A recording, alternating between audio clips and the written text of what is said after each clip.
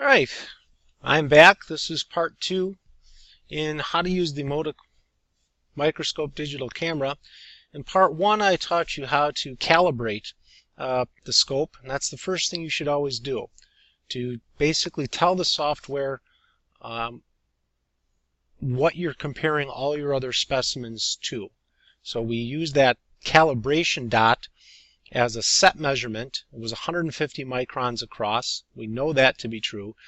So when you calibrate your software, everything else you observe is going to be measured against that standard. So that is always what you do first.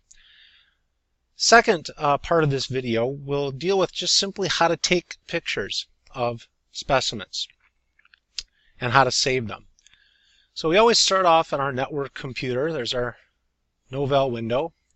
We go to Class Applications, Science, and open up Motic Plus 3.0. But if you've already calibrated your microscope camera, this should already be open anyway.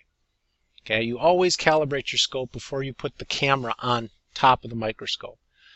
So this is your window.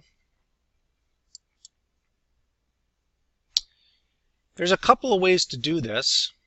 You go to File and you go to Capture. That puts you into the live viewing mode. And I already have the microscope camera on top of a slide. That's the baby squid. This is being magnified 40 times total size with the 4x lens in place. Now a couple things when you see this screen, I already had it set to this setting, Motic 2.0. But when you start usually with your camera, it'll be in Motic Demo. If it's in Motic Demo, you won't see anything. So to actually see through the camera what the microscope is seeing, you need to have this setting at Motic 2.0 megapixels. And click Open. Keep the resolution at 800 by 600.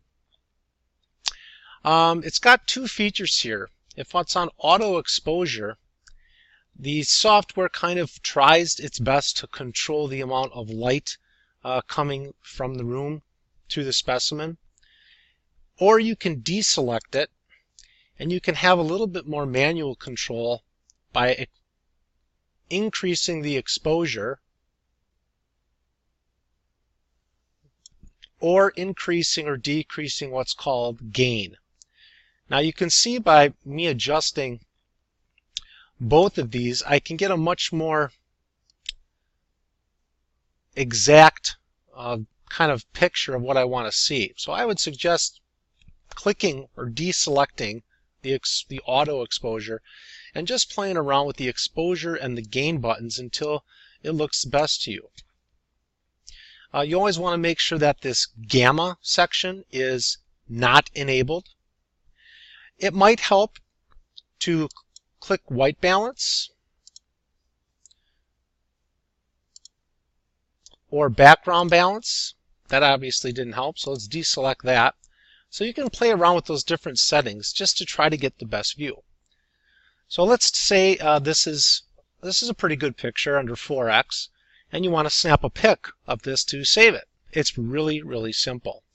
All you have to do is go up to this little camera icon and click it.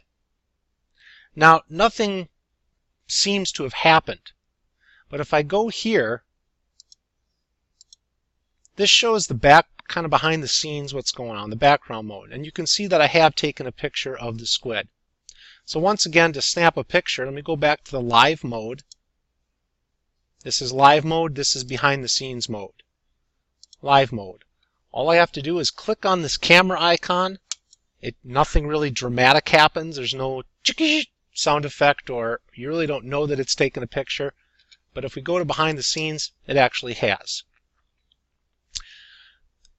So that's really all there is to taking a picture. You could remove the slide, go back to live imaging mode. You could increase the magnification and take as many pictures as you want.